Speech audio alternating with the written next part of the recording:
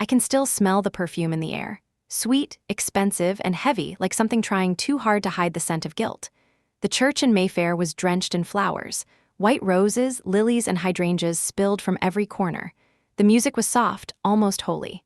A choir hummed a song about love and eternity. And then there was me, standing at the entrance, wearing a black dress. The guests turned, one by one, like dominoes falling in silence. Their faces moved through the same emotions: curiosity, disbelief, then discomfort. I could feel the whispers crawling through the air before I heard them. She came. I thought she was gone for good. Why would she show her face here? I kept walking. The heels of my boots clicked against the marble floor, echoing louder than the music. I didn't rush. I wanted them to see me. On the altar, Evelyn Tate, my half-sister, was glowing. Every strand of her golden hair in perfect place, every gesture rehearsed. She looked like an angel sculpted from glass, beautiful and cold. When her eyes found me for a second, something inside her cracked. Her smile twitched, almost broke, then reassembled itself as if nothing had happened. She lifted her chin and said something to the groom, who leaned closer, confused. I didn't need to hear her words. I could read her lips. She wasn't supposed to be here. A little girl in a white dress pointed at me and whispered to her mother, "Who's that?" Her mother turned her away quickly, as if looking at me was bad luck. The ceremony continued. The priest spoke about unity, forgiveness, new beginnings. His voice floated above the congregation, but my mind was elsewhere, trapped in memories of another church, another funeral, when our father's coffin had been lowered into the ground. I remembered the rain that day. How Evelyn cried for the cameras, and I stood in silence because tears felt like a luxury I could not afford. Now, as she exchanged vows, my chest tightened. Not from jealousy or pain, but from the sense that something about this day was wrong, too polished, too staged. When the crowd applauded, I clapped once softly. Evelyn's eyes darted toward me again, a flicker of annoyance.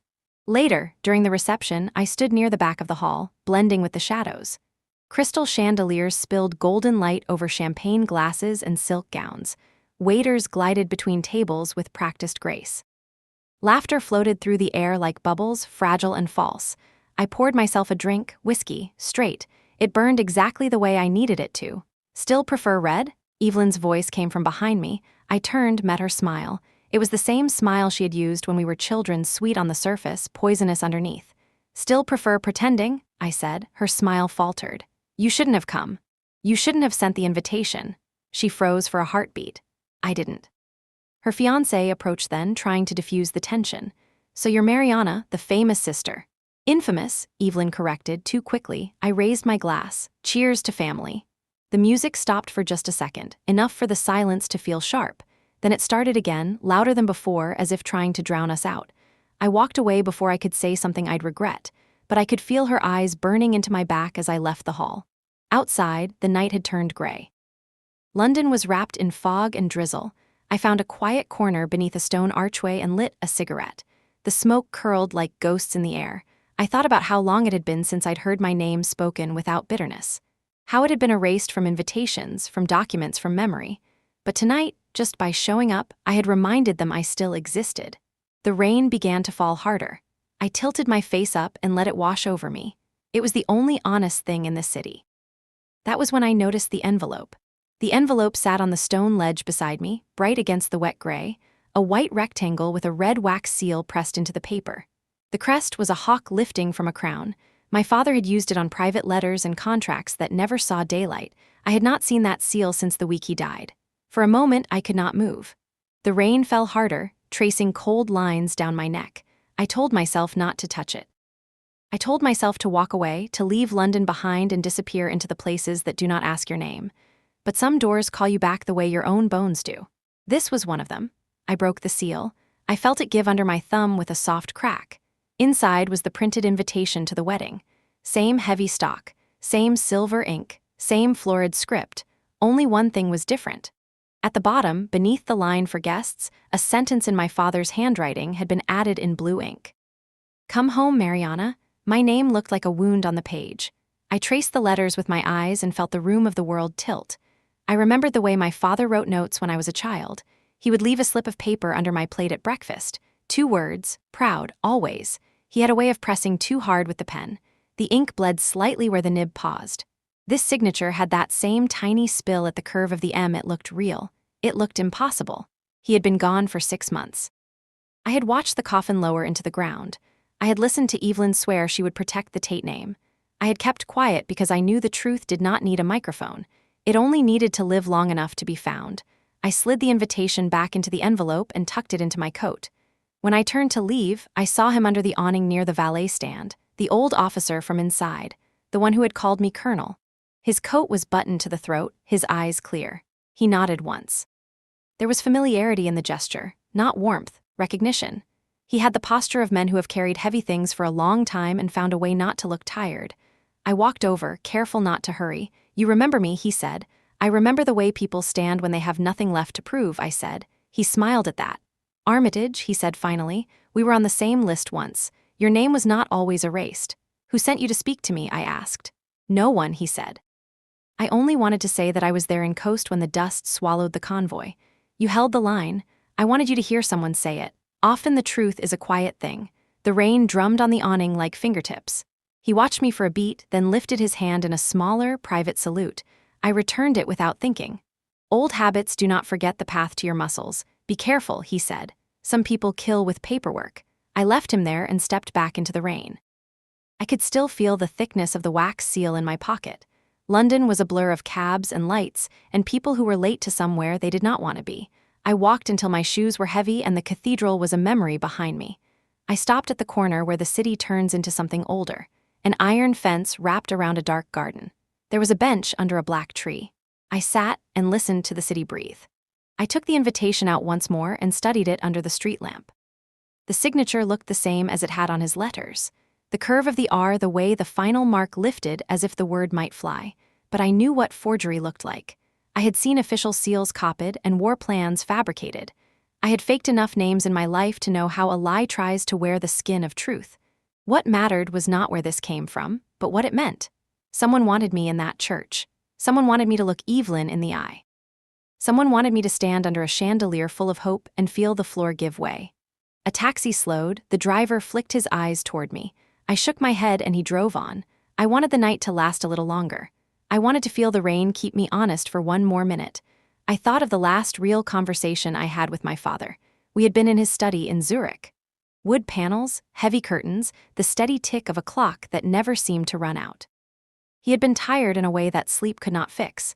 He said he worried about the future of the family. He said money is easy, honor is difficult. He said I was his best argument. He poured 2 small glasses of something golden and asked me if I would promise to protect what could not be counted. I had said yes. I had meant it. After he died, papers moved without me. Meetings were held without me. Decisions were made and delivered like verdicts. My name faded in the way ink fades under sun. Not all at once, not all the way visible either, somewhere between presence and erasure. I put the invitation away and stood up. The rain had settled into a steady curtain. I felt calm. I felt like a clock that had found its rhythm again. I called a car. When it arrived, I gave the driver the address of a hotel near Belgravia. He tried to make small talk. I pretended not to hear. My mind was already moving. I made a list without a pen. Who had access to the old crest? Who would know his handwriting? Who would benefit from me being seen? At the hotel, the concierge offered a towel and a smile that did not reach his eyes. I took the elevator up and watched myself in the mirror. I looked like a woman who had missed a funeral and walked into a wedding instead. The kind of woman who people expect to leave quietly. I did not plan to. In my room, I spread the invitation on the desk under the lamp. I photographed the signature and ran it through the recognition app I still kept on a phone that most people would consider dead. The match was within a margin that could be called convincing. Not proof, not nothing. I opened the small case I travel with when I do not know who will be waiting. Inside were a few tools, a flash drive, and a pair of gloves. I added the invitation to the case. I wrote a date on a note card, the date of the wedding. I added a second date, the date of his death. Then I wrote one word. Why? It was almost 2 in the morning when my phone lit up. An unknown number. I watched it ring then fade. It rang again. This time I answered. "You made a scene," a man said, smooth voice. British education. Cheap courage. "Only because I walked through a door you thought I would avoid," I said. He laughed. "Do not mistake the stage for the script. You are not holding the pen here." I looked at the invitation case. I looked at my hands. I was not holding a pen. I was holding fire. "Who are you?" I asked. "A friend of the family," he said. "You will get an address tomorrow. If you are smart, you will show up. If you are not, you will become a story people tell when they want to scare themselves." He hung up. I sat very still. The city hummed beyond the glass. I could see the river like a strip of dark silk. My reflection looked back at me and did not flinch. I did not know who would be in that room tomorrow. I did not know whose voice I had just heard. Gregory was the obvious answer. Obvious answers are often decoys. Evelyn had her own version of mercy. It never looked like kindness. I turned off the lamp and lay on the bed, fully dressed. The invitation case was under the pillow, a relic and a key. Sleep came in slices. In one of them I was small again, sitting at my father's desk while he showed me how ink dries. He said the trick was not to blow on it. Truth dries faster if you leave it alone. I woke before dawn. I showered, dressed, and slipped the case into my coat. I checked the mirror. The face that looked back was older than the one that had left Zurich for the last time. It was also clearer. The lines that used to ache now held. On the way out, I passed a newspaper stand. A headline about the wedding glared up at me. The photo showed Evelyn holding her bouquet and the groom kissing her hand. In the corner, blurred but visible, I stood in black like a comma that refused to end the sentence. I bought the paper and folded it into my bag. Trophies come in many shapes. Sometimes they are proof that you were there when they tried to write you out. The phone buzzed at 7. A text with an address in Knightsbridge, a private office. No name on the message, no signature. I smiled because that was an answer. Only people who think they already own the room skip introductions. I started walking. The sky was silver and low. London smelled like wet stone and old stories. I moved through the streets the way I had moved through hallways and battlefields and boardrooms. Quiet, measured. Ready to leave fast and arrive faster. As I turned the corner toward the address, I touched the pocket where the invitation rested. The wax crumbs felt like sand. The handwriting pressed itself into my mind again. "Come home, Mariana." Maybe it was real. Maybe it was a forgery. Maybe truth is sometimes a forgery that grows a spine. All I knew was this. Someone had opened the first door. I intended to see how far the corridor went. I stopped at the glass door of the building and looked at my reflection one last time. I thought of Armitage under the awning. Be careful. Some people kill with paperwork.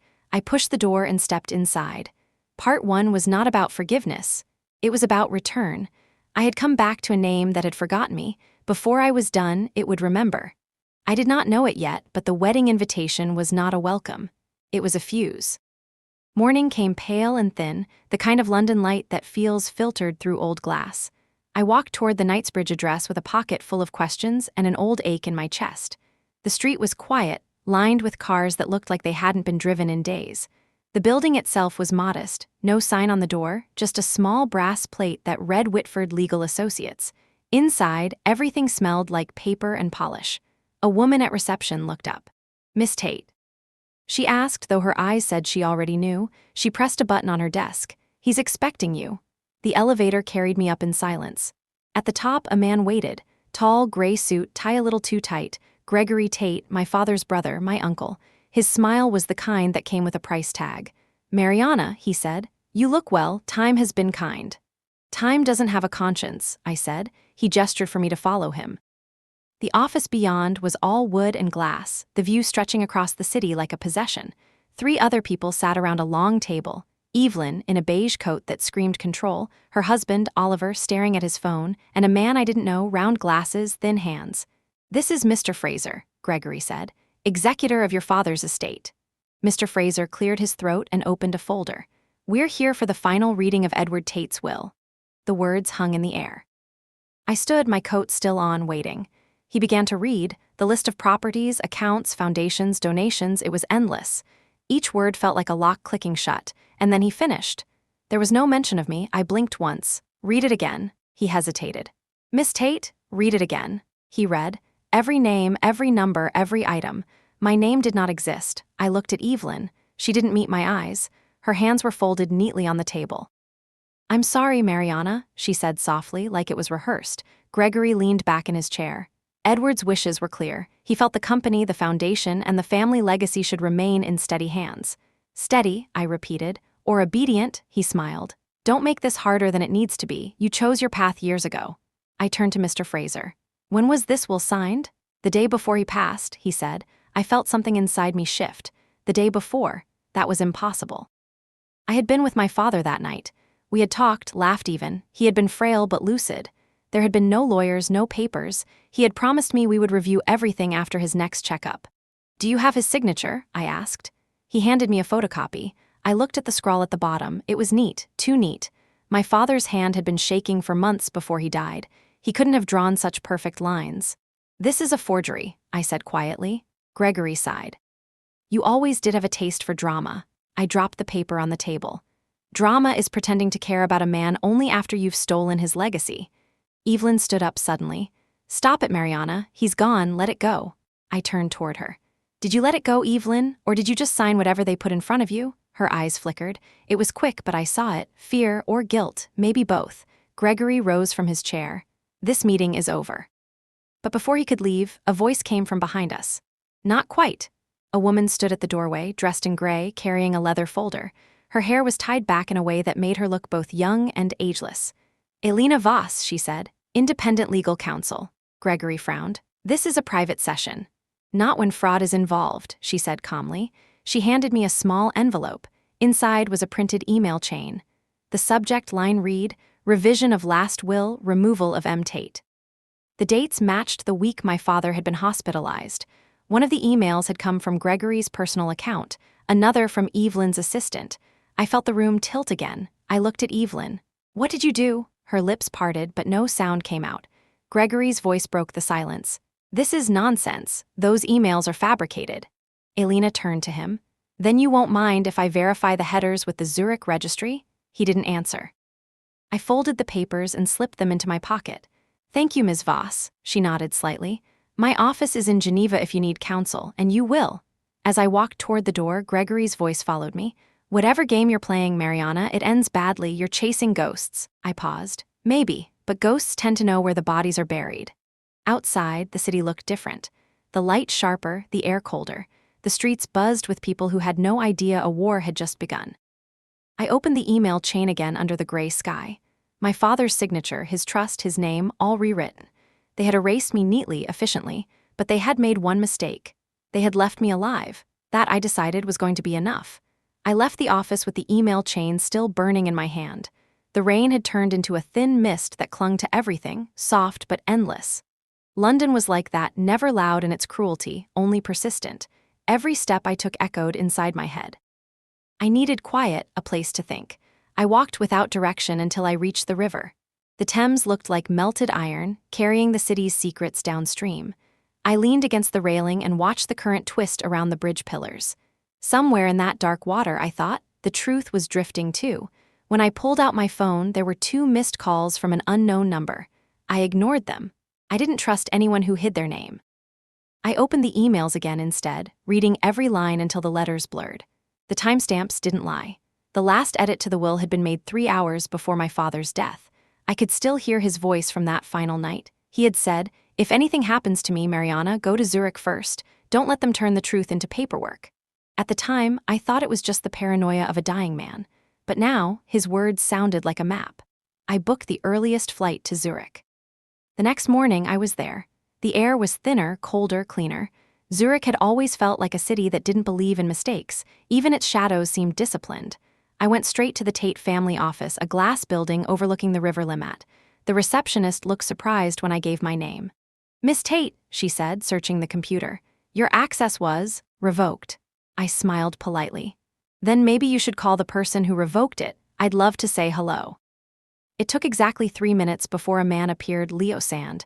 He looked the same and completely different. Same gray eyes, same careful calm, but the years had added weight behind them. He had been my father's head of security once, and before that something else entirely. "Mariana," he said almost gently, "you shouldn't be here." I could say the same, he sighed. "They're watching the accounts. They'll know you came."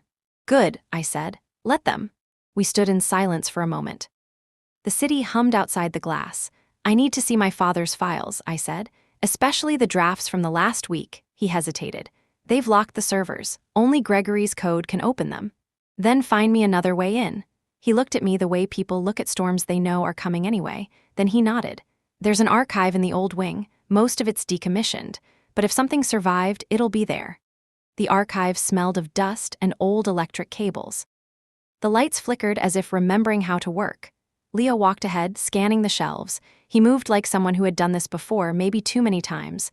Why are you helping me? I asked. Your father saved my life once, he said simply. He told me I'd repay the debt someday. And you think this is it? He looked back at me. I think this is the beginning.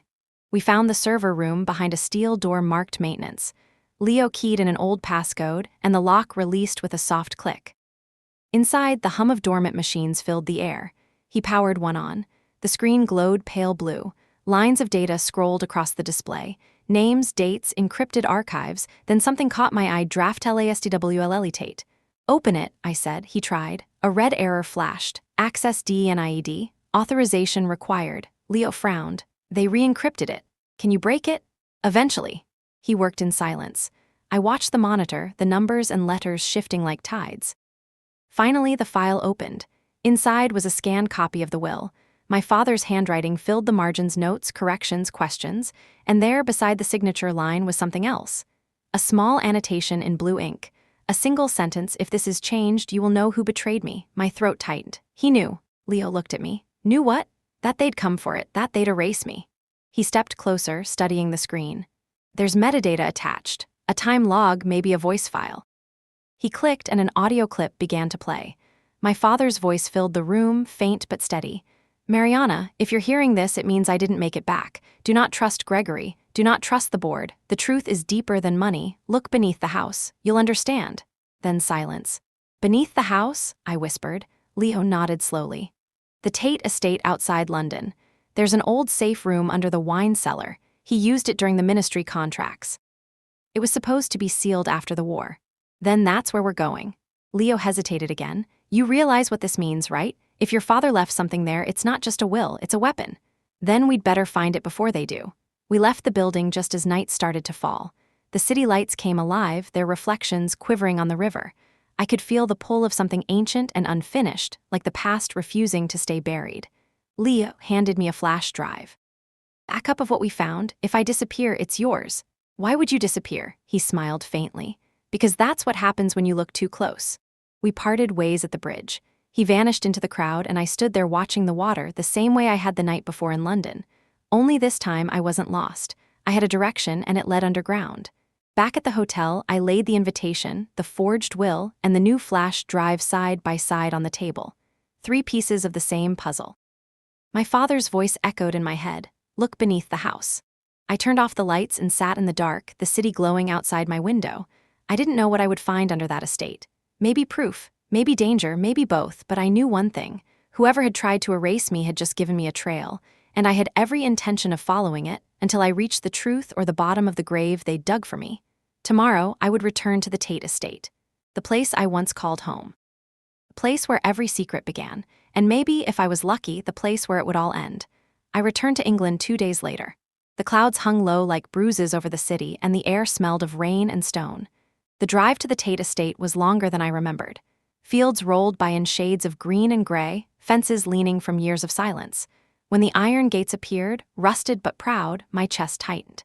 It had been years since I'd stood here, years since this place had felt like home.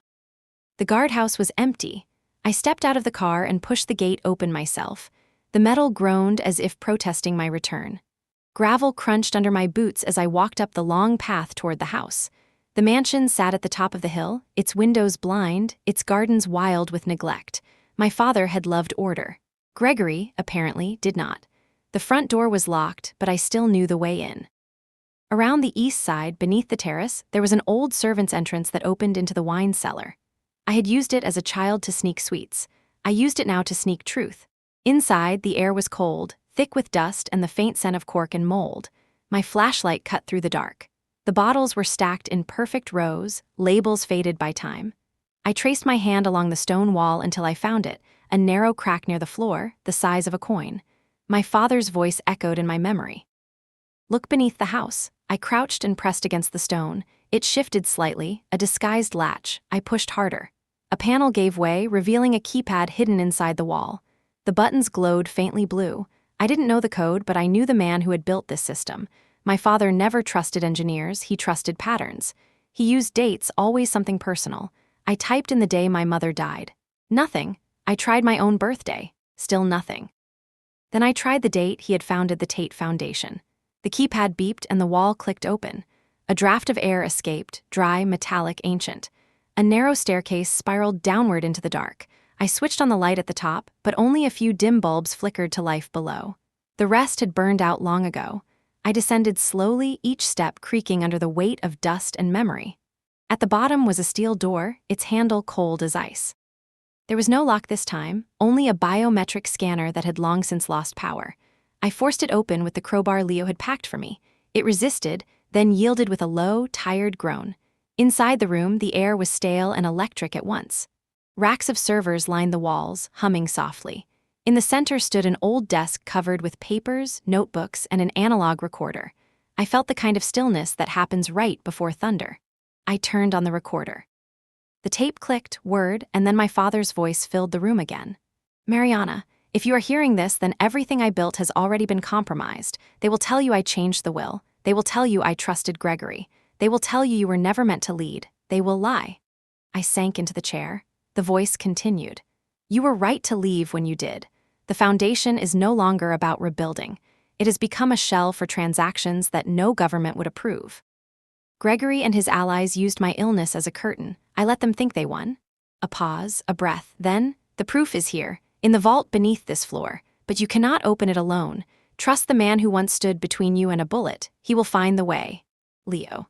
The tape ended with a click that echoed too loud in the small room. My fingers trembled as I turned off the recorder. Beneath the desk, a square outline marked a panel in the floor. I pried it open. Underneath lay a small metal hatch with a numeric lock, the kind used by the ministry decades ago. I tried to guess the combination, but the lock refused every number I threw at it. I sat back and stared at the room. The air felt heavier now. Someone had been here before me. Dust covered everything except the handle of the vault door.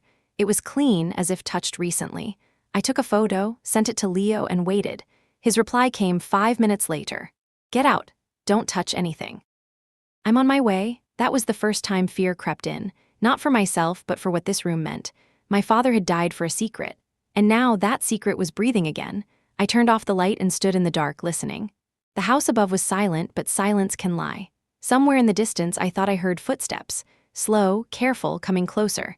I pressed my back against the wall, flashlight ready. The sound stopped. I held my breath. Then a voice spoke softly through the darkness.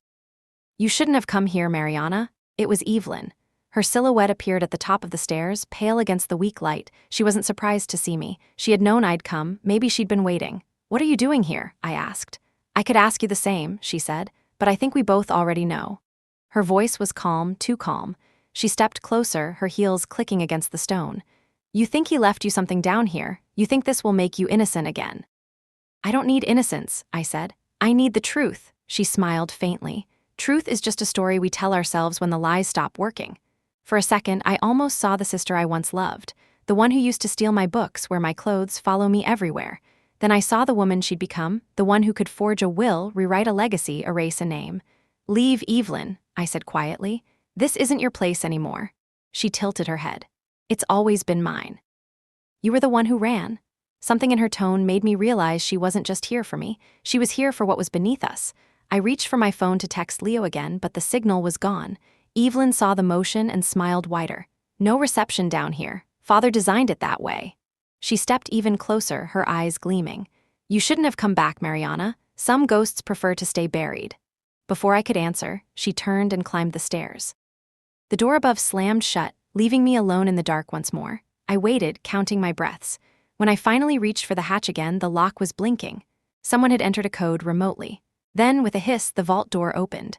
I leaned forward slowly, the beam of my flashlight trembling as I pointed it down into the hollow space. What I saw inside wasn't gold or documents. It was a box. Small, metal, and stamped with the crest of the Tate Foundation. I lifted it carefully onto the desk. My hands were shaking. On the lid, engraved in perfect precision, were the words, "Project Raven." And just below them, in my father's handwriting, another message scratched into the steel, "For her eyes only." I stared at it for a long time before I opened it. When I did, the world changed. I lifted the lid and the smell rose first. Metal and paper and the faint sweetness of preservation gel.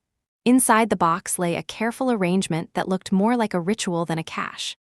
A fountain pen with a cracked gold nib, a small ledger bound in dark leather, a microfilm canister the color of old smoke, a slim keycard with no markings, an envelope sealed with wax, and at the very bottom, wrapped in cloth, a drive the size of a coin. My hands went to the envelope before anything else. The wax bore the hawk and crown. I slid a nail under the seal and heard that same soft crack I had heard outside the cathedral. The letter inside was short. My father's handwriting looks steadier here, the strokes deliberate, as if he had written it in a rare hour without tremor. If you are reading this, you have already chosen not to be erased.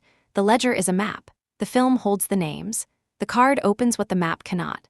The drive belongs to the man who once stood between you and a bullet. Trust him and no one else. I read it again and the room seemed to tilt. The man who once stood between me and a bullet. The memory flashed without my permission. Dust exploding to the left of me. A hand on my shoulder pushing me behind a concrete barricade. A voice steady in the chaos telling me to breathe. Leo. I set the letter aside and opened the ledger. The pages were filled with tidy columns in my father's angular hand. Dates, transfers, project codes, names that had been reduced to initials and numbers. In the margins, he had written single words that looked more like verdicts than notes. Offshore. Proxy. Shell. Under one date a month before he died, he had written Evelyn and drawn a box around her name so hard the paper bruised. The microfilm canister felt heavier than it looked. I held it to the light and saw the faint suggestion of lines inside. Without a reader, I could only guess. Contracts, perhaps. Or signatures the board had sworn did not exist. The coin drive had no port I recognized, only a faint etched pattern like a fingerprint. I turned it in my fingers and felt nothing, but my skin remembered the way secret things hum without sound. I picked up the keycard and studied it. It looked like a museum pass. Blank, anonymous, unremarkable by design. On a hunch, I placed it against the keypad by the floor hatch. Nothing. I went to the rack of servers and brushed the card along the reader. A green light winked on for a second, then died. The system had power, but not life. I reached for the recorder and pressed the rewind button. The tape whirred back and then settled. When I pressed play, another fragment of my father's voice came through, one I had missed in the first pass. You will want to run when you see how deep it goes. Do not. The moment you step back, they own the air you breathe. If you must choose between being loved and being remembered, choose the latter. It lasts longer. My throat tightened.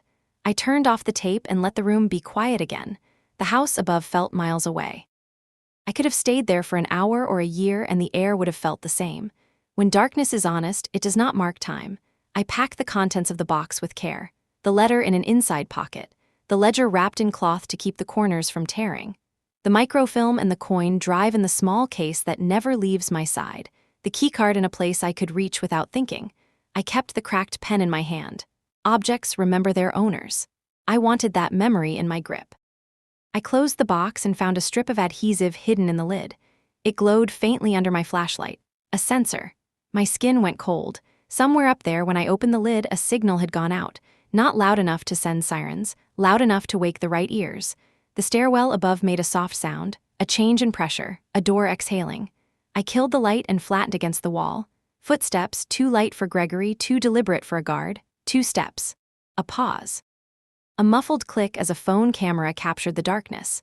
I pictured the hallway at the top, the angle to the cellar door, the narrow view through which a person could film without being seen.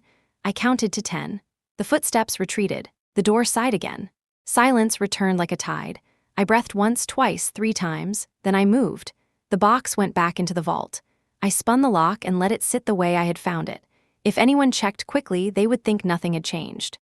The invitation had taught me how much people believed in appearances. I planned to use that. I climbed the stairs and paused with my ear against the door. Nothing. I opened it a fraction and looked down the corridor. A shadow shifted at the far end, then vanished with the ease of someone who knows where cameras cannot see. Evelyn had learned from good teachers. I crossed the wine cellar and slipped out through the old service entrance. The air outside hit me like a truth that does not apologize. I could feel the house behind me brooding over its secrets.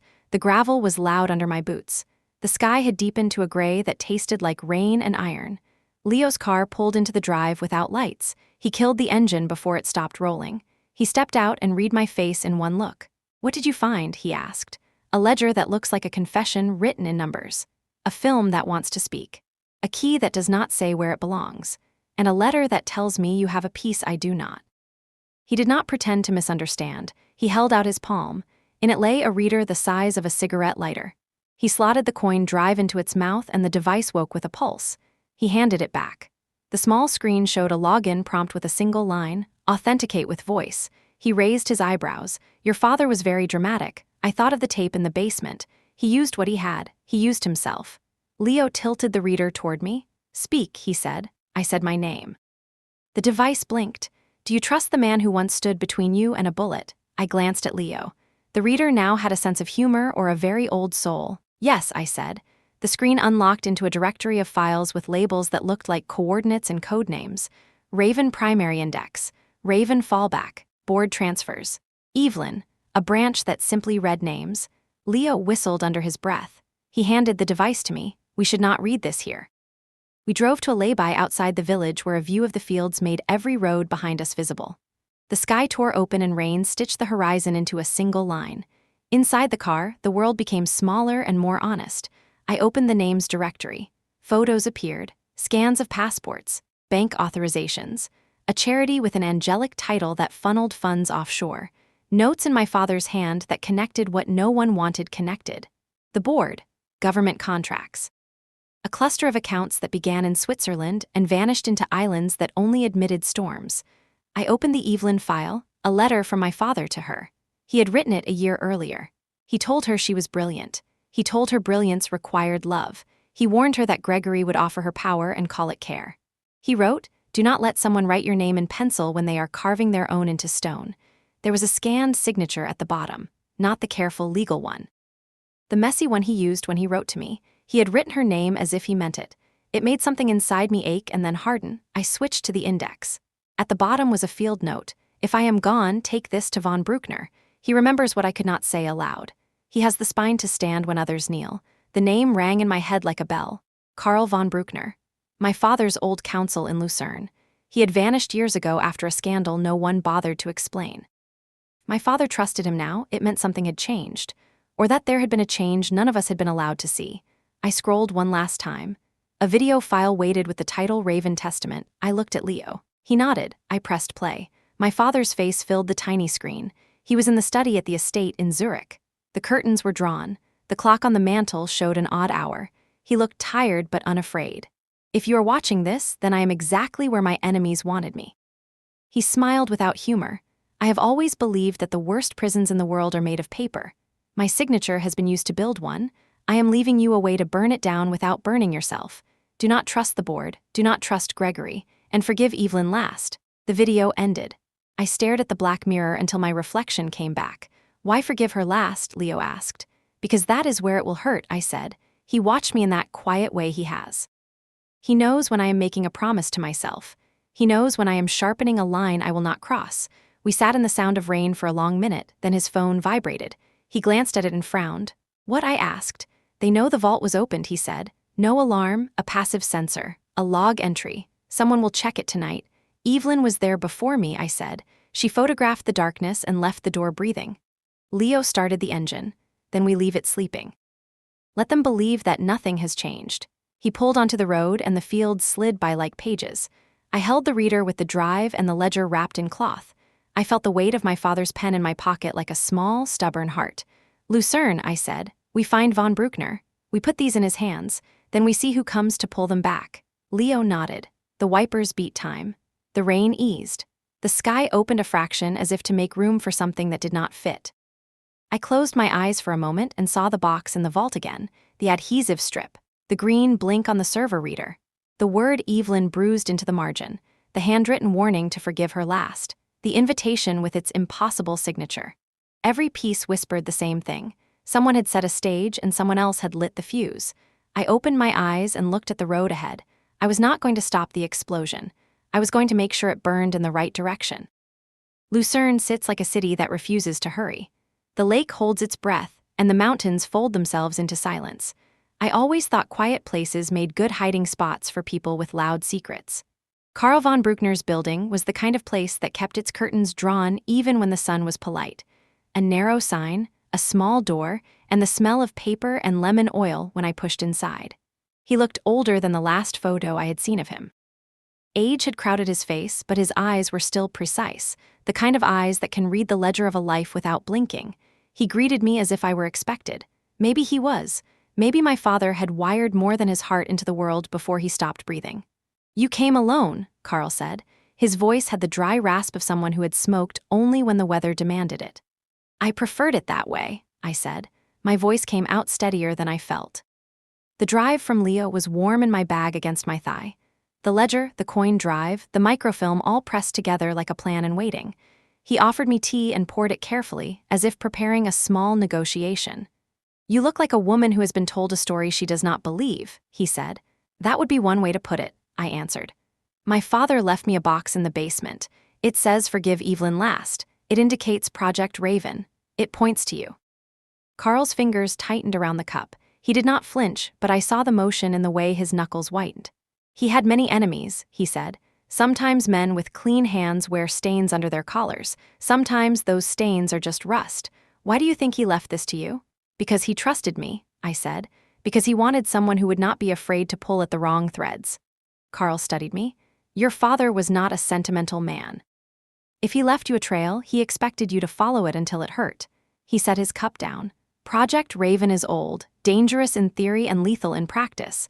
It was meant to be an instrument, not a ledger. They say it was shelved, but they are liars by trade." I slid the reader across the table and watched his reaction when the device blinked to life. He exhaled like a man releasing a held breath. "This is not ordinary encryption," he said. "This is layered. Military grade with a personal cipher. Your father built walls inside walls. He taught men to hide inside paperwork." "You knew him well," I said. "I knew enough," he said. "Enough to know he would not entrust the truth to a single lock." He tapped the ledger with an emphatic finger. He spoke to me often of the cost of institutions when they lose their purpose. He warned that people will dress greed as duty. He asked me once to hold something outside the system. I said no, and he said then he would find another who would. "Why did he pick me?" I asked. Carl's face softened for a brief second. "Because you were inconvenient. Because you were honest in a way that made the rest of them uncomfortable. You were younger and fierce, and he thought you could be trusted to set fire only to the things that deserved burning." I thought of the pen in my pocket, the one with the cracked nib my father had used to write those margin notes. Trust and needles, he had always argued they were similar. "He also left a video," I said. "He told me to bring this to you if anything happened." Carl stood up and moved to a cabinet.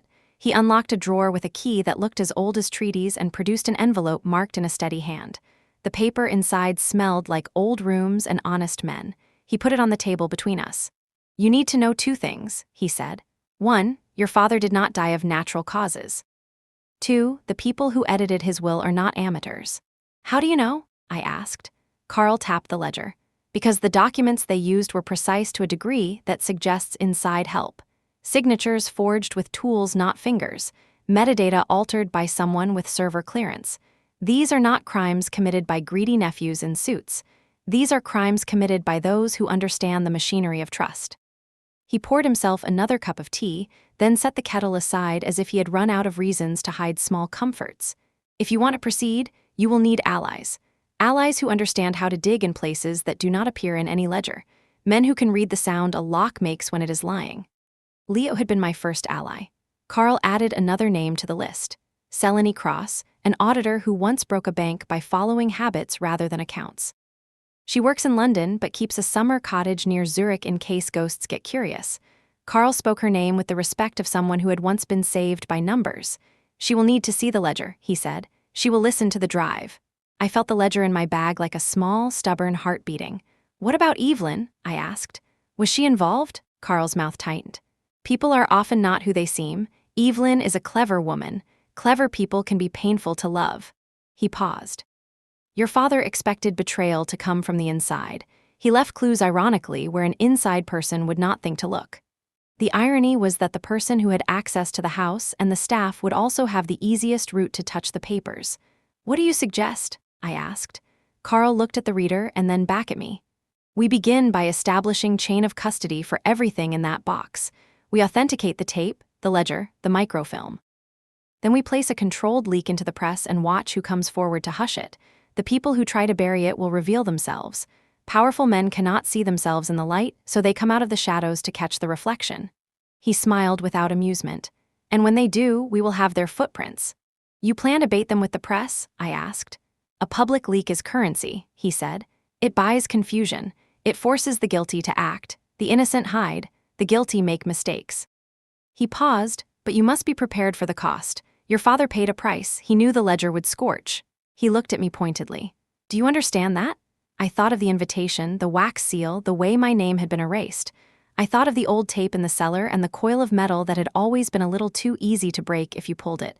I understood the cost. I had already paid parts of it. I understand, I said, and I accept it. Carl reached into another drawer and pulled out a thin envelope. Inside was a photograph of my father with a man I did not recognize. The man in the photo had a way of holding his jaw like someone who had practiced refusal in the mirror. Across the back, in a hand that was not my father's, someone had written, "Meet him at Vincent Bell's, he will remember." Vincent Bell lives on the edge of town, Carl said. A retired colonel, now more shadows than man. He kept copies once for my client. He is not easy to reach, but if he remembers a signature, that will count in court. I looked at the photograph and felt the angle of the world change. A new name, a new direction. It was like reading a sentence that turned into a map. How soon can we begin? I asked. Carl set his cup down and stood. He moved with the surety of someone who has learned to pace pain. We begin now. We do this carefully. Leo will fetch the backup. Selene will run her tools. We will compile a narrative they cannot deny. And when the time comes, we will make the foundation tremble. I left his office with more names than answers and a thumb full of tea. The sky outside was the kind of gray that makes promises without meaning them. I felt a strange combination of clarity and dread. The ledger in my bag was no longer just proof. It was a detonator. On the tram back toward the lake, I watched the city slide by. Carl's words looped in my head like a sample stuck on repeat. The moment you step back, they own the air you breathe. I had no intention of stepping back. I tightened my grip on the bag until the ledger cut into my palm. A small bite of paper pain to remind me I was awake. The tram hissed to a stop near the bridge. I stepped out into a wind that smelled like rain and diesel. My phone buzzed, a message from Leo. They've moved the audit meeting up. Gregory is on his way to Zurich. Evelyn isn't with him. I typed back, "Stay invisible. We're close." The map Carl had marked for me led to a small cafe facing the lake. The kind of place where people meet when they want to pretend a conversation doesn't matter. Inside, the lights were low and the air smelled of coffee and wood smoke. I took a seat by the window and ordered tea I didn't intend to drink.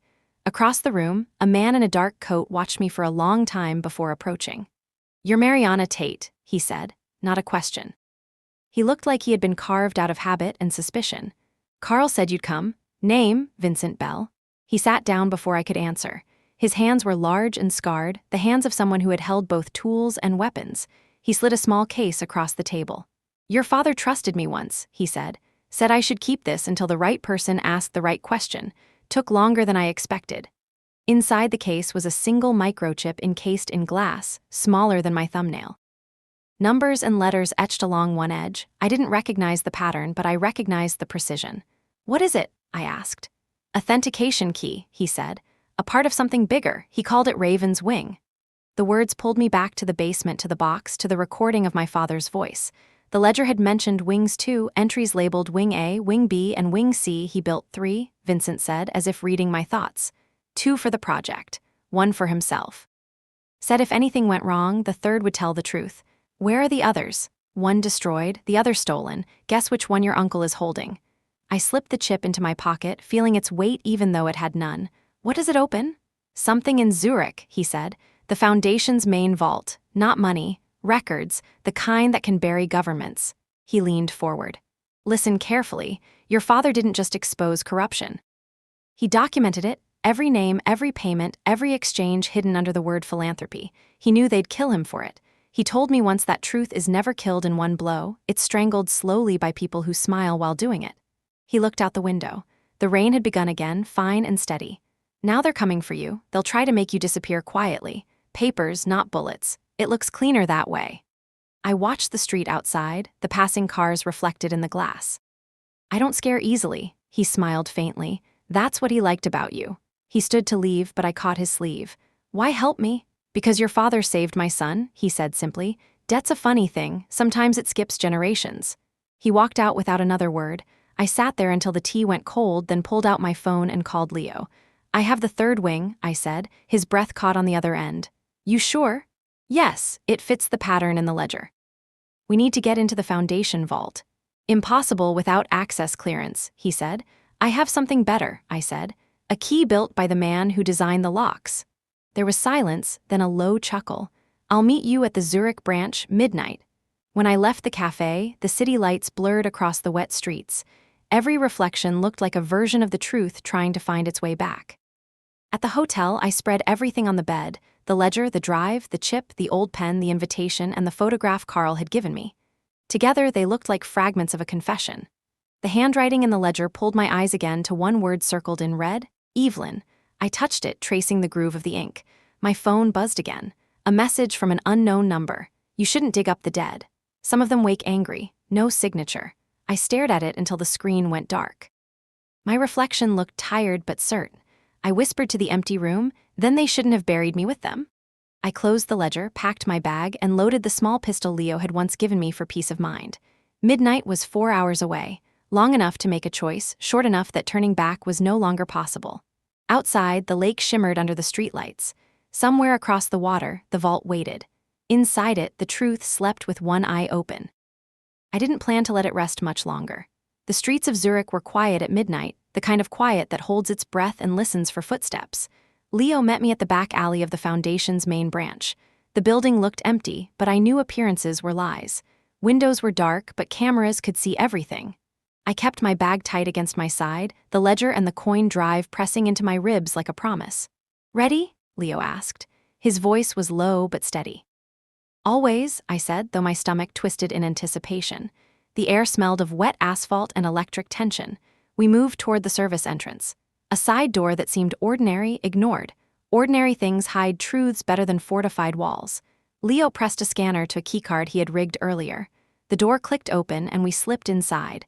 The interior smelled of bleach and paper. Empty offices lined the hallways. Leo moved ahead, scanning every corner, every shadow. "Security cameras looped for 10 minutes, he said. "After that, we're on our own." I followed closely, every sense alive. My father's voice echoed in my head: "Do not trust the board, the truth is layered." We reached a stairwell that led down to the subbasement. The air grew cooler. Fluorescent lights flickered intermittently. At the bottom, the vault door waited, massive and indifferent. I could feel the weight of decades in its steel. Leo handed me the coin drive. "Ready?" I nodded. I slotted it into the reader attached to the vault interface. The screen blinked, then asked for authentication. My voice. I repeated the phrase from the tape, the one my father had left for me. "Do you trust the man who once stood between you and a bullet?" The screen blinked green. The vault hummed. The massive door groaned open, revealing a room filled with racks of servers, filing cabinets, and boxes stacked meticulously. My breath caught. This was more than records. This was a skeleton of a legacy, alive in metal and paper. I stepped inside, my eyes scanning. Labels marked with code names and dates. Everything tied together, everything accounted for. The ledger in my bag aligned with this room perfectly. Every entry matched a box or a server. My father had thought of everything. Leo went to the servers, typing quickly. "Encrypted partitions," he muttered. They didn't expect anyone to have both this and the drive. I pulled out the envelope my father had left, the letter that had said, "Trust the man who once stood between you and a bullet." My hands shook slightly. "This is it, Leo. This is everything." He looked at me. "You understand what this means? If anyone knew what we're touching right now?" I didn't answer. I already knew. I had walked through the halls of my past and survived. This was the culmination. I had come back for this. I had to see it through. We began transferring the files to a portable server Leo had brought. Each file opened a new piece of the puzzle. Transfers, payments, offshore accounts, signed contracts, confidential project reports. One name kept appearing: Evelyn. I swallowed hard. The ledger had been right. Evelyn was involved more than anyone had suspected. My stomach twisted, but my mind stayed sharp. My father had foreseen betrayal. He had left the map and I had followed it. Hours passed. The hum of the machines became a soundtrack to our work. Leo and I moved methodically. Nothing could rush this. Mistakes now would be catastrophic. Then I saw a folder labeled Raven Primary. Inside were videos, documents, and communications that tied Gregory directly to forged contracts and embezzlement. My father had predicted Gregory would act quickly after his death, but Evelyn was a variable no one had anticipated. Leo noticed me staring. "You okay?" I nodded. "It's worse than I thought. She's not just complicit, she's orchestrating it." He exhaled. "Then we need to move fast." We packaged everything carefully, keeping backups, verifying hashes, and encrypting sensitive data. Every step of the process, I felt the weight of my father's warnings. Every misstep would be observed, every file potentially a trap. The vault's door was closed, resecured, and the alarm systems quietly reset. Nothing would hint that anyone had been inside. I looked at Leo. Now we prepare for the exposure. He nodded. Tomorrow, the Foundation sees shadows, we give them light. I thought of Evelyn again, of the signature in the ledger, the handwritten note to forgive her last. My father had left me the pieces of a war, and I had gathered them all. It was time to strike. Tomorrow, the board would learn what happens when history refuses to be rewritten. I had returned not just to reclaim a legacy, but to unmask the lies that had built it. The night outside was deep and cold. The streets of Zurich stretched endlessly. I felt the surge of something I had not felt in years: certainty. This was my moment, my battle, my reckoning. I touched the drive in my bag. Everything I needed was here. Every name, every transaction, every betrayal carefully catalogued.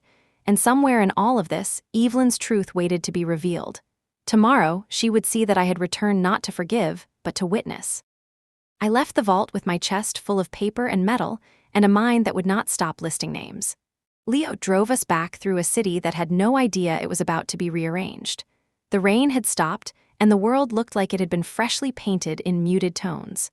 I kept the drive in my hand the entire ride, feeling the cold edge of it, as if it were a piece of my father's resolve that I could hold on to. We met Carl at a small restaurant near the river. He was waiting at a corner table, his face unreadable, as if the years had taught him how to hide the surprise at anything. He slid into the seat and asked for black coffee, no sugar. Selene would join us in an hour, he said.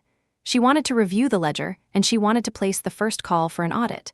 I liked the way he said it, as if an audit were a small, civilized thing and not a sledgehammer aimed at a mansion.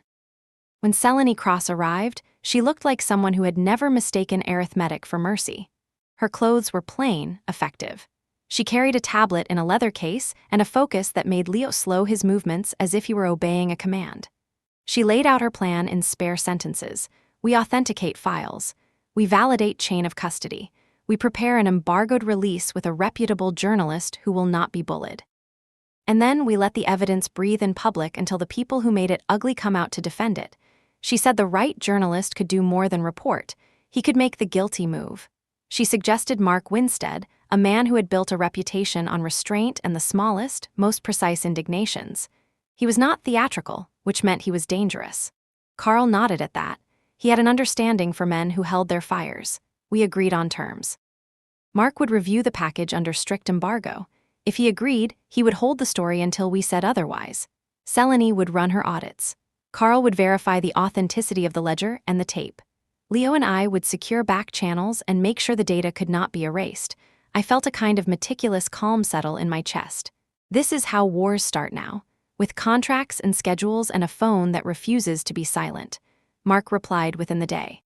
He asked for physical copies and for a meeting in London. He said he wanted to see the ledger and the tape with his own eyes. He moved slowly. I liked that.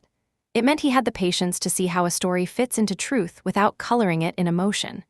We delivered the files to him sealed in a stout box, accompanied by an outline of the chain of custody and a promise that we would be ready to activate the embargo when the time was right.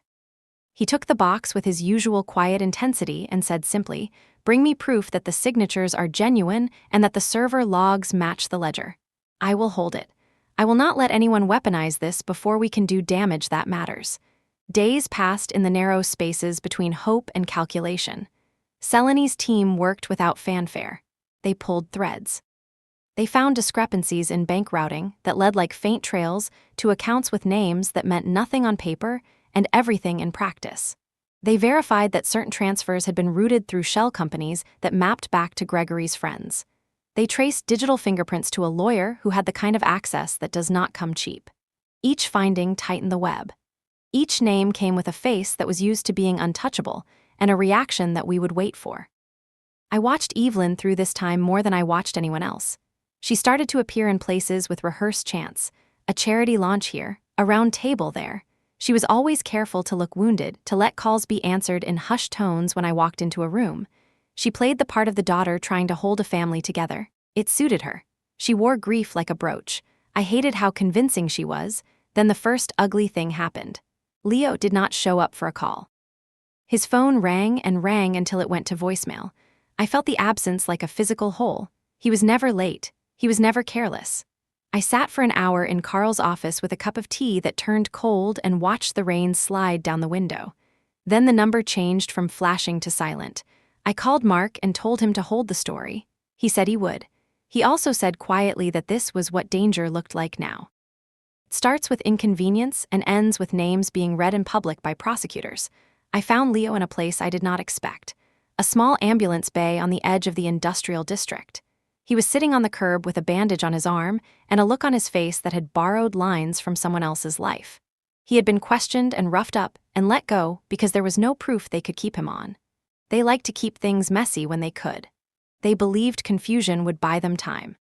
He handed me a key with a code scratched into the metal. It was his own handiwork, then he said. They had tried to take the files from him in the car. He had left one copy with a friend who runs a courier company, and the rest he had managed to encrypt and stash. He said this like it was ordinary and not heroic, and I wanted to shake him until his teeth chattered with laughter.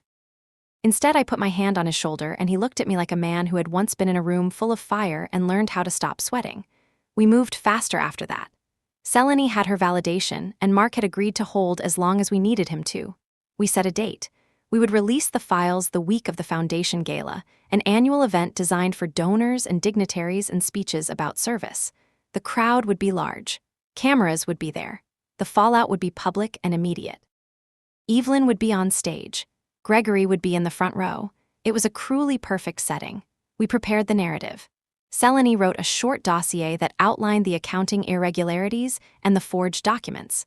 Carl wrote a careful note describing the likelihood that the will had been altered. I wrote a personal statement that was honest and blade-sharp. It was the kind of statement you read one time, and then the rest of your life you remember where you were when you heard it. We sealed the files with an embargo and handed them to Mark. He looked at me and said simply, "We do not want spectacle. We want truth that forces spectacle on them." I believed him. I trusted him like I trusted a sniper with a clear line of sight. The night before the gala, I could not sleep. I paced the small suite in Zurich, and each time I closed my eyes, I saw the vault door opening and the green light of the server and the ledger with Evelyn's name circled like a wound. I imagined the moment the story would break and the waves that would follow. I imagined Evelyn standing under lights and the way her hands would tremble and the exact moment when a camera would catch her face and the world would see the first crack. At 3 a.m, my phone buzzed, an unknown number. A voice that could have been Gregory's or could have been a man pretending to be him. "We know what you have," the voice said. "Return it and this ends quietly. You don't want us to make it loud." I smiled and hung up. Threats are a language. They mean you are getting close enough to hurt. I dialed Mark and told him the time window. He told me to breathe and not to stand in front of windows. He told me he would be at the gala and that we should keep our phones on low and our heads down. The gala hall filled with lights and speeches and the kind of warmth that is sold in bottles and poured into crystal. Evelyn took the stage to deliver a speech about legacy. Her voice was steady and practiced. Gregory smiled like a man who felt certain the script would not betray him. The cameras moved. Mark sat with a small team at a table near the back with the sealed box in front of him. I sat in the far corner with Leo and Carl and Selene. We watched the room like people who have rehearsed a play in which the house actually burns at the end. I felt the weight of the ledger in my bag like a promise and a threat. When Evelyn finished her speech and stepped down, Mark stood up. He asked for a moment. The room quieted because people in these rooms have learned to respect journalists with a certain nerve. He introduced himself and said there was a story that needed to be told. He placed the box on the lectern and opened it. The sheen of the chandeliers met the paper, and for a second everything seemed to hold its breath. He read quietly at first and then louder. He outlined the structure of transfers, the shell companies, the forged instruments. He spoke of a will rewritten in the night, of signatures that did not tremble like a dying man. He read the passages that named names. He said the word Evelyn and the room moved like a caught animal. Cameras panned to the stage. I watched Evelyn's face as if someone had nicked a vein inside her cheek. She did not move. Gregory did not move. The whole theater felt like it had been arranged around a single secret.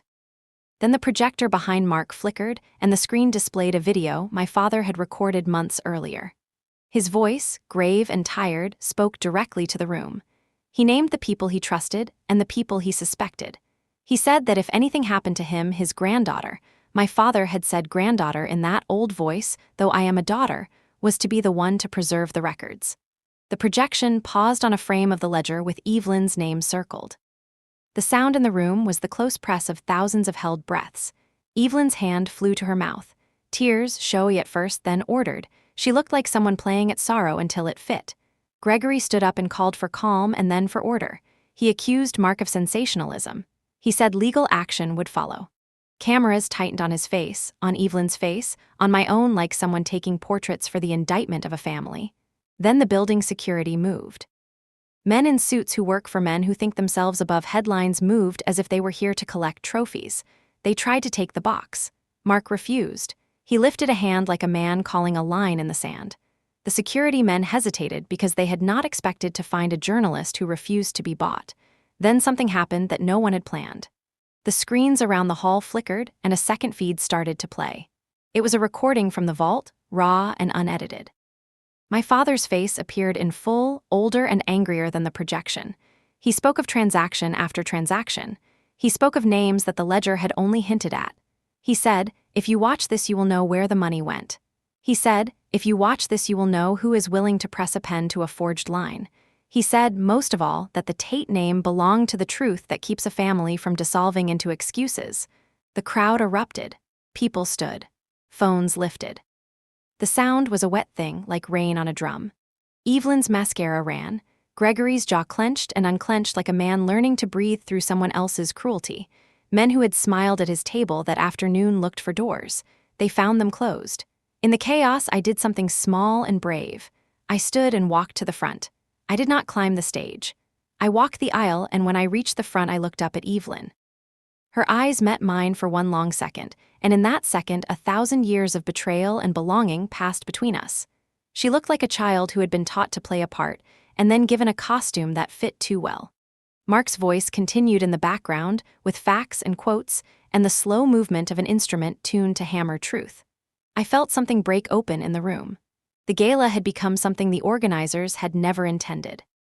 The gilding of the evening had been peeled back to show a wooden frame. The audience had become a tribunal without judges. Security tried to intervene and then stopped, not because they had moral epiphanies, but because legal teams were already dialing numbers. They had called people who knew how to move fast and call 100 favors. They could not make the story go away. Not when a journalist who did not take bribes spoke and a tape showed what could not be denied. Evelyn collapsed into a chair at the front of the stage. Her face, usually composed like porcelain, had the streaks of a woman who had been surprised to learn that the lie she had played her life on could combust without her permission. Gregory was arrested that night for questioning, and then for charges that surprised no one who had read the ledger. The world began to rearrange its assumptions in real time. I walked out into the cold with Leo and Carl and Selene. Mark found me and placed his hand on my elbow. "You did it," he said. He sounded tired in a way I understood. I nodded. The night was loud with camera shutters and the hum of men who had lost a thing they had counted on.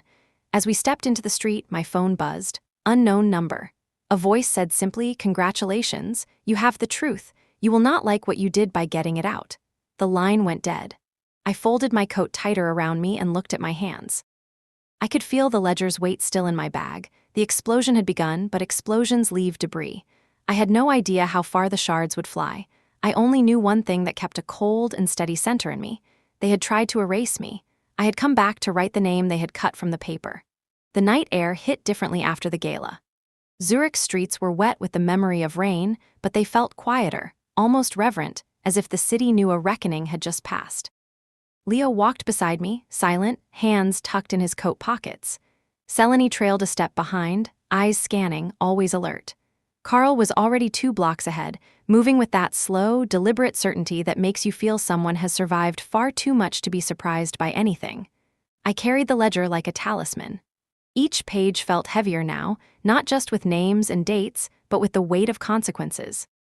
Evelyn's face kept appearing in my mind, streaked mascara and wide eyes, realizing her careful construction of lies had crumbled before everyone she thought mattered. I didn't feel joy. I felt something sharper, a cold clarity. The arrests had begun immediately after the gala. Gregory was taken quietly into custody, resisting just enough to make it believable that he had some fight in him. Security cameras caught his every movement.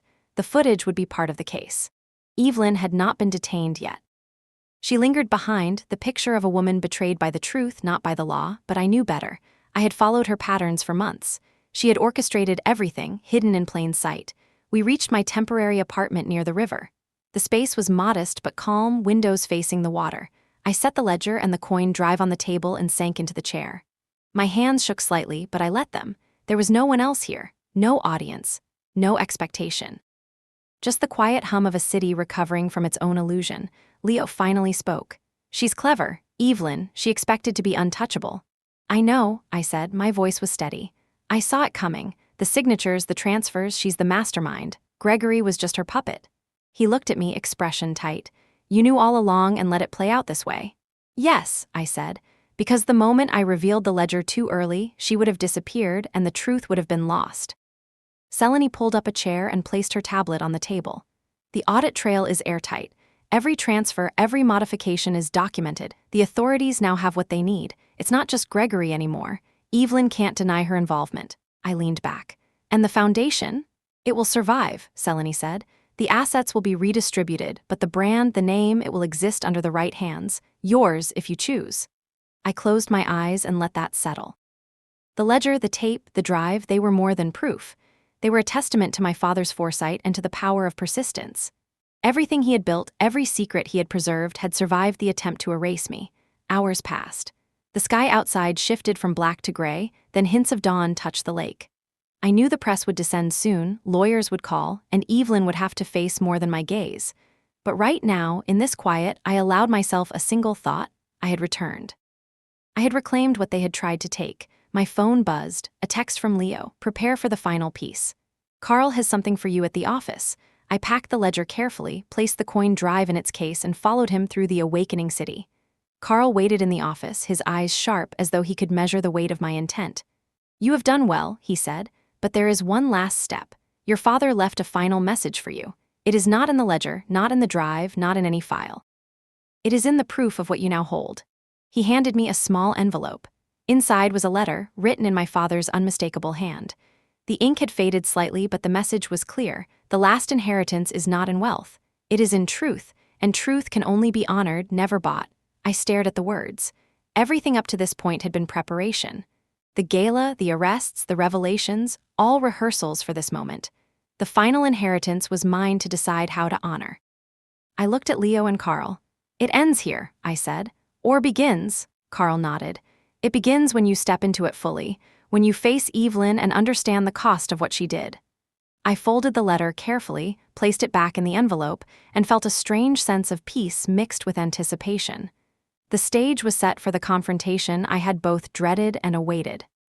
Evelyn would have to face the truth she had tried to manipulate, and I would have to reconcile the sister I had loved with the adversary she had become. Outside, the first rays of sunlight glinted off the lake. The day waited. The reckoning was imminent, and I, Mariana Tate, was ready. The morning light crept through the blinds, pale and deliberate. Zurich felt different in daylight, stripped of its shadows, and I knew Evelyn would be feeling the pressure now. Every move she made since the gala had been a calculation, but the public exposure had fractured her control. I had watched her on the security footage, gestures too precise, expressions too measured. Now she would have to improvise. I arrived at the foundation's offices before most staff. The lobby was quiet, polished floors reflecting my own reflection back at me in fragments. Security cameras lined the walls, but no one dared interfere. They knew the ledger and the tape had already turned the tide. Leo met me in the stairwell. "We'll go over the files one last time before any meetings," he said. His tone carried the weight of what had already been accomplished and the anticipation of what was coming. I nodded. "Let's make sure everything is airtight. Every transfer, every signed note, every coded communication. Nothing can be misinterpreted. Evelyn will try to twist it. She always does." We set up in a small conference room, the walls bare, the light harsh. Selene joined via secure line, her calm voice filling the room with meticulous instructions. We verified timestamps, confirmed metadata, cross-referenced signatures. Each confirmation was a thread tightening the net. Each discovery highlighted Evelyn's involvement. The ledger, the microfilm, and the coin drive formed a complete trail. I studied Evelyn's name over and over. My chest ached. Not for the betrayal, not for the lies, but for the sister I had once known. She had been clever enough to hide behind trust, to manipulate every angle to pretend innocence while orchestrating deception. The audacity of it made the betrayal sharper. Carl entered quietly, carrying a sealed envelope. "The final piece," he said, "something your father left for you personally." I opened it carefully. Inside was a small handwritten note, edges browned with age. "Mariana, forgive her last. She was never the enemy. She only wanted to survive. But truth must remain intact." I folded the note, holding it like a compass. Leo watched me, eyes calm, unreadable. "Ready for the confrontation?" he asked. "I am," I said, "but I decide when and how it happens. I don't act for revenge, I act for closure and justice." By late morning, the press had arrived at the foundation. Cameras, microphones, and reporters waited with a nervous energy that made the air crackle. Evelyn had been summoned to attend. Gregory was already detained in a secure facility. I entered the building with Leo and Carl, feeling the weight of the ledger and the coin drive in my bag. The foundation's lobby was crowded with journalists and staff. Every step echoed. Every gaze followed. I did not flinch. I had returned to take back the truth, not just for myself, but for the legacy my father had entrusted to me. Evelyn stood near the stage, composed but visibly tense. Her hands trembled slightly, betraying the careful mask she wore for everyone else. When she saw me, her eyes widened for the briefest moment, just enough for me to know she recognized the inevitability of what was coming. Mark Winstead, the journalist, stepped forward. He held the ledger and microfilm in his hands, addressing the room. "Ladies and gentlemen," he said, "what you're about to see will redefine the story of the Tate Foundation." He began to outline the evidence. Transfers, forgeries, shell accounts, every detail had been confirmed. The ledger bore Evelyn's involvement. The microfilm contained proof of transactions she had tried to hide. Every name and date aligned with the tape my father had left. Evelyn's hands clenched at her sides. Her mask of control was slipping. The room's attention shifted, the staff and journalists realizing the scale of deception. She had built her power on manipulation and subtlety, but this was exposure. Raw and irrefutable. Mark activated the video feed from the vault. My father's face filled the screen. He spoke directly to the camera, naming Gregory, Evelyn, and the others involved. He described the transfers, the forgeries, and the manipulation. He instructed me to carry the ledger, coin drive, and tape to the proper channels if he did not survive. The words echoed in the room like a verdict. Evelyn staggered back slightly, mascara streaking her face. Gregory's composure was gone entirely. The truth was no longer something he could hide behind. I walked slowly down the aisle toward the stage, carrying the ledger openly. I did not climb onto the platform. I let my presence alone announce my authority. Evelyn saw me and froze. She had always calculated her moves, but this confrontation was not about theatrics. It was about evidence. The crowd fell silent. Mark's voice carried over them, unflinching. Every document, every video clip, every note from the ledger validated the exposure. Security could not interfere without causing an even larger spectacle. Lawyers whispered in corners, realizing that the evidence was irrefutable. Evelyn's eyes met mine for one long moment. I felt a lifetime of betrayal, love, and loss compressed into that gaze. She had been my sister. She had been my adversary. And she had been wrong to believe the ledger could remain unseen. I said nothing. My expression remained calm. I did not need words. The ledger spoke for itself. The coin drive, the microfilm, and the tape had already carried my father's voice into the room. I only needed to be present. The room was a storm of murmurs and clicking cameras. Gregory was escorted out for questioning. Evelyn remained, forced to witness the unveiling of everything she had tried to conceal. The gala had become a tribunal. The foundation had been exposed, and the truth belonged to me. I stepped back, letting the room absorb what could not be denied. My father's instructions had been followed, and the chain of custody, the careful planning, had preserved every piece of evidence. Justice had begun its slow work, and I had been the instrument. Outside, Zurich streets were calm again, the lake reflecting the morning sun in slices of gold. I turned to Leo and Carl. "It's done," I said. "Yes," Carl replied, "but now you have to decide what to do with the rest. Evelyn, the foundation, and the truth." I looked at the lake, at the reflection of the city that had watched a family unravel and reform in a single night. My father's final instructions were clear. Truth must remain intact. I had delivered it. Now it was time to honor it fully. The reckoning was not over, but the stage was set for the last act. Evelyn would face what she had built. The foundation would survive, purified by exposure. And I would finally reclaim the name that had been almost erased, Mariana Tate. The streets of Zurich were quiet again that evening, but the quiet felt different this time. It carried weight, a stillness that held both relief and anticipation. I walked slowly beside Leo, feeling the ledger's weight in my bag, the coin drive pressed against my side. The city seemed to recognize the shift, the way a place does after a storm. Inside the foundation's offices, the aftermath of the gala was evident. Lawyers and auditors worked quietly, but the tension had softened. The evidence we had revealed had forced transparency. Evelyn had been confined to a secure room to await questioning. Gregory had been formally charged. The ledger, the microfilm, the tape, and the drive had secured their place in the authorities' hands. I felt the ledger in my hands. It wasn't just a collection of numbers and signatures anymore. It was my father's voice, his foresight, and his faith in me. It was a map to truth and justice, a guide through the web of lies. I ran my fingers along the margins, noting Evelyn's name circled in red, the marks that revealed manipulation and intent. Karl von Bruckner entered quietly, carrying a small envelope. His presence brought a sense of completion, a final link in the chain my father had left. He handed me the envelope. Inside was a letter, written in my father's unmistakable hand. The ink had faded slightly, but the words were clear. Mariana, the last inheritance is not wealth. It is truth. Carry it, preserve it, and use it wisely. I folded the letter carefully and tucked it into my bag. I felt a strange mixture of relief and determination. The legacy my father had entrusted to me was no longer just proof of wrongdoing, it was a tool, a responsibility. Leo spoke quietly. The files are secure. Mark has them under embargo. The authorities are verifying everything. You've done it.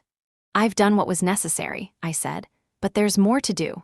The press would eventually reach Evelyn. She would have to answer for her actions. She had manipulated, betrayed, and attempted to rewrite history in her favor. Now she would face the consequences. But this confrontation was not about vengeance. It was about closure. I walked to the window overlooking the lake, watching the water shimmer in the fading sunlight. The ledger, the tape, and the coin drive were in my possession, but the true inheritance was clarity. The clarity that comes from seeing the web of lies unravel, from knowing the truth could not be buried, and from understanding that the responsibility to uphold it rested with me. Karl joined me quietly. What will you do now? I turned to him. I will ensure the foundation survives, but under principles my father believed in. Transparency, accountability, and justice. The legacy is not about wealth. It is about integrity. He nodded. And Evelyn? She will face the consequences, I said. But I will forgive her last, as my father instructed, not for her, but for myself. Leo stepped closer, placing a hand on my shoulder. You've led with purpose, you've honored him. I allowed myself a small, quiet smile. Yes, and now it is time to move forward. The past is secured, the present managed, and the future, well, the future is mine to shape. We left the office together, stepping into the cool evening air. The city felt alive, its silence now purposeful rather than tense. I felt the ledger's weight once more, a reminder of what had been reclaimed and what must be preserved.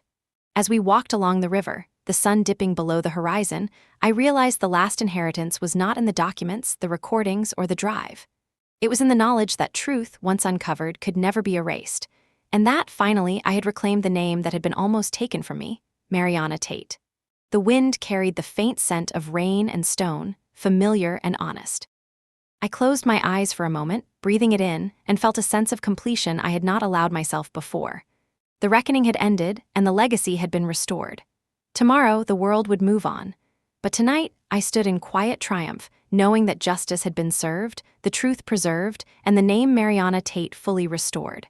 The night deepened, but the streets of Zurich were still alive with faint lights reflecting on wet cobblestones. I walked beside Leo, my bag heavy with the ledger, the coin drive, and the final letter from my father. Every step I took felt deliberate, each one marking the distance from the shadows that had tried to erase me. The city, quiet yet vigilant, seemed to echo my own resolve. Inside my temporary apartment, I laid everything out on the table. The ledger open, pages spread like a map of all the secrets my father had preserved. The coin drive resting beside it, small but potent with information that could topple empires. The letter, fragile and final, a reminder that the greatest inheritance is responsibility. I let myself breathe, truly breathe. The pressure, the tension, the months of navigating lies and betrayals, it all settled into a quiet weight. I had returned, confronted the deception, and reclaimed the truth. Karl entered, carrying a file labeled Foundation Audit Complete. Everything is documented, he said. The authorities, Mark Seleny, they all have what they need. The ledger, the recordings, the microfilm, nothing can be dismissed or altered. I nodded. Good, then there is no reason to linger in doubt. The story is told. Evelyn? Carl asked, voice measured. I looked at the city through the window, the lake glinting faintly in the moonlight. She will face what she has done. Not because I want her punished, but because the truth must stand. Forgiveness is last, as my father wrote. And it will be mine to give, not a gift to be claimed. Leo leaned against the wall, quiet, as if observing me more than speaking. Do you feel closure? He asked finally. I feel clarity, I said. Closure comes slowly. Clarity comes from knowing the ledger, the tape, the drive, all of it is preserved. Evelyn's actions are exposed. Gregory's greed is recorded. The foundation can survive honestly. And I have honored my father's last instructions. The room was still for a moment. The kind of still that carries the weight of completion without applause or acknowledgement. I allowed myself to smile faintly. I could feel the tension in my shoulders release in tiny increments, though I knew the journey ahead would still demand vigilance. I packed the ledger carefully, placing the coin drive and the microfilm into protective sleeves. Every item now symbolized not just proof but inheritance. Truth was tangible, weighted in paper, metal, and memory. Leo watched me, quiet as always. What next? Asked. I looked at him, then at Carl, then at the quiet apartment that had felt both sanctuary and battlefield. I make sure this legacy is preserved. I protect the foundation, the records, and the people who deserve justice. I step forward not as a victim, but as the guardian of the truth. That is the final inheritance. The wind outside whispered against the windows. The city seemed to hold its breath with me. I turned off the lights, the ledger resting safely in its bag. The coin drive secure. The letter folded carefully. Tomorrow would bring lawyers, the press, and Evelyn facing accountability. But tonight, I let the quiet of accomplishment settle over me. The legacy, once at risk of erasure, was intact. The name Mariana Tate was no longer in question. I stepped to the window, looking out over the lake one last time before resting. The ripples reflected the moonlight like fragments of what had been hidden and now revealed. I allowed myself a rare sense of peace. The reckoning was over. The truth stood, and the inheritance, my inheritance, was complete. Mariana Tate. The name carried weight, history, and now certainty, and I would guard it with everything I had. The night held its silence as if to honor that truth, leaving the city, the family, and the past to finally breathe. The story had ended. But the legacy, that precious, irreplaceable legacy, would endure.